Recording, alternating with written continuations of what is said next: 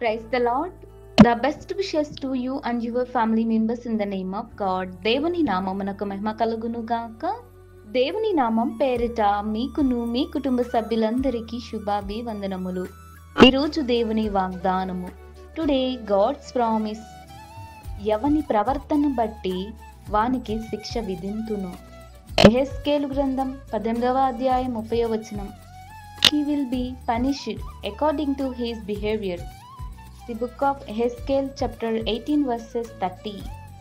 క్రీస్తునందు ప్రియమైన సహోదరి సహోదరులారా, ఈ శ్రేష్టమైన ఉదయకాల సమయంలోనూ ప్రభుని యేసుక్రీస్తు తన పరిశుద్ధాత్మతోనూ దేవుడు మన హృదయాన్ని తాకి దేవుడు తెలియచేస్తున్న మాటలండి. చూడండి, ఎవని ప్రవర్తనను బట్టి వానికి శిక్ష అనేది విధించబడుతుందని దేవుడు తెలియచేస్తున్నాడు. యెహెజ్కేలు ప్రవక్త ద్వారా, అదేవిధంగా ఇశ్రాయేలు ప్రజలందరితోనూ దేవుడు వాగ్దానం చేస్తున్నాడు. మంచి ప్రవర్తన కలిగి ఉండాలి. నోటి మాటలు దేవుని దృష్టికి నీతివంతులుగాను, మంచి మాటలు మాట్లాడే వ్యక్తిగాను ఉండాలి.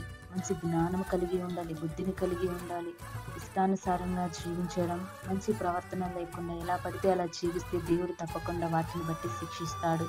అందును బట్టి మనమును కూడా, ప్రతి ఒక్కరు కూడా దేవుని యందు భయభక్తులు కలిగి ఉండాలి. దేవుని యందు భయము ఉండాలి, అదే రీతిగా భక్తి కూడా ఉండాలి.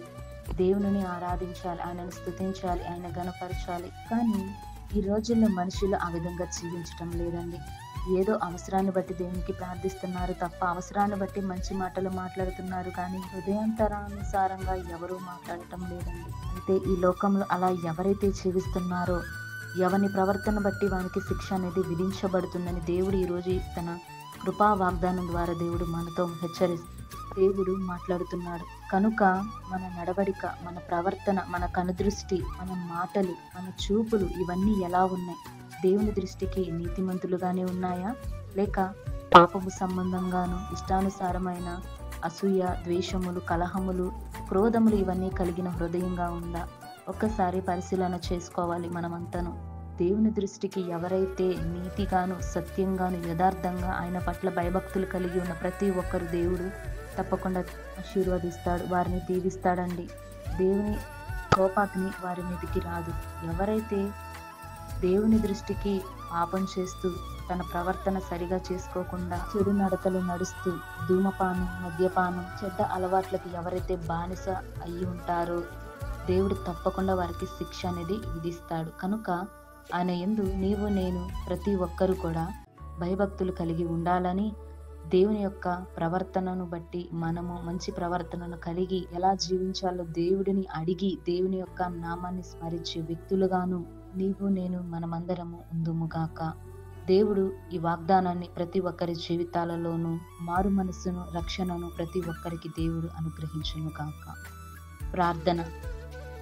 అత్యున్నత సింహాసనుడి మీద ఆసీనుడు అయిన మా గొప్ప దేవా, నీకు వందనములు, స్తోత్రములు ప్రభువా. యేసయ్య, ఈ ఉదయకాల సమయంలో దేవా నీ యొక్క కృపా వాగ్దానాన్ని మా జీవితాలలోనికి నడిపించారు దేవా. ఈ వాగ్దానాన్ని బట్టి మేము భయభక్తులు కలిగి ఉండేలాగున, మంచి జ్ఞానము కలిగి మంచి నడతను నడిచేలా ప్రభువా మేము జీవించే కృప దయచేయండి.